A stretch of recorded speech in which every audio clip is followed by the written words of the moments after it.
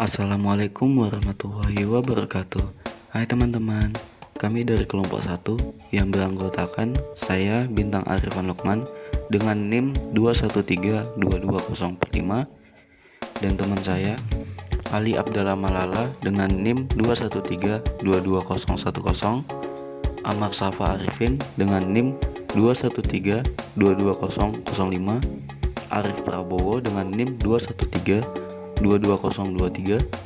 Muhammad Aidin Syamil dengan NIM 213220077, Kamelia Nurjihan dengan NIM 2132258, Fastian Alfir Rozak dengan NIM 2132251, Dio Egioza dengan NIM 2132253, Fitri Mardia Hasanah dengan NIM 213222020, Lutfia Alawiyah dengan NIM 2132256, Maksa Mahabbah dengan NIM 2132221, Muhammad Surya Khadafi dengan NIM 2132280, dan Syarif Fernansyah dengan NIM 2132254. Di sini kelompok kami akan membahas sejarah kepemimpinan Rasulullah SAW, yaitu tentang perubahan politik di Timur Tengah yang akan dijelaskan oleh masing-masing anggota kelompoknya. Selamat menonton.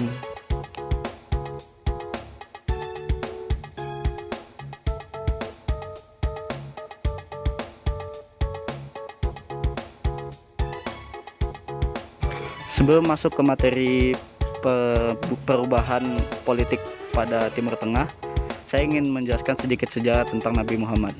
Nabi yang bernama Muhammad bin Abdullah lahir pada tahun 570 Masehi atau pada saat itu disebut tahun gajah, dan ia lahir di Mekah, dan ia wafat di Madinah pada tahun 632 Masehi pada umur 63 tahun.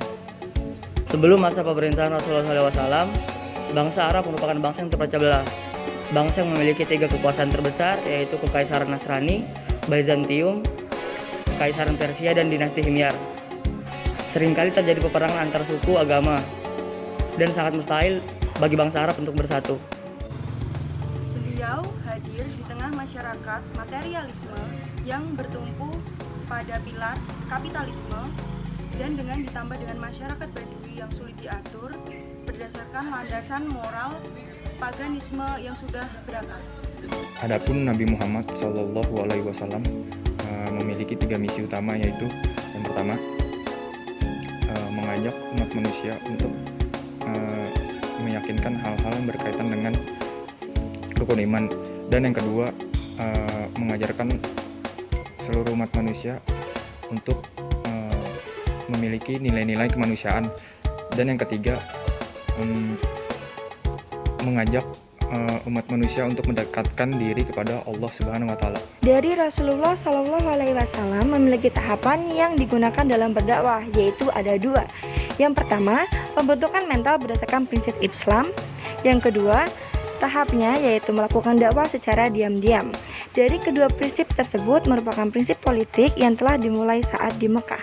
Peradaban Islam mulai dibentuk dengan membangun masjid sebagai aktivitas umat beragama dan membangun pendidikan serta surat menyurat agar dapat memperoleh masyarakat yang taat peraturan kokoh. Demi menjaga keamanan umat Islam, setelah Rasulullah hijrah ke Madinah atau tahun pertama Hijriah, Rasulullah langsung membuat perjanjian kedua belah pihak mengenai suku, ras, agama atau biasa disebut dengan Piagam Madinah. Piagam Madinah berisi 47 pasal yang mencakup tentang bertetangga yang baik, saling membantu dalam menghadapi musuh, membantu yang teraniaya, saling menasehati, dan menghormati perbedaan agama. Isi Piagam Madinah dengan nama Allah yang Maha Pengasih lagi Maha Penyayang. Surat perjanjian ini dari Muhammad Nabi antara orang-orang beriman dan kaum muslimin dari kalangan Quraisy dan Yastrib, serta mengikuti mereka yang menyusul mereka dan berjuang bersama-sama mereka bahwa mereka adalah suatu umat di luar golongan orang lain.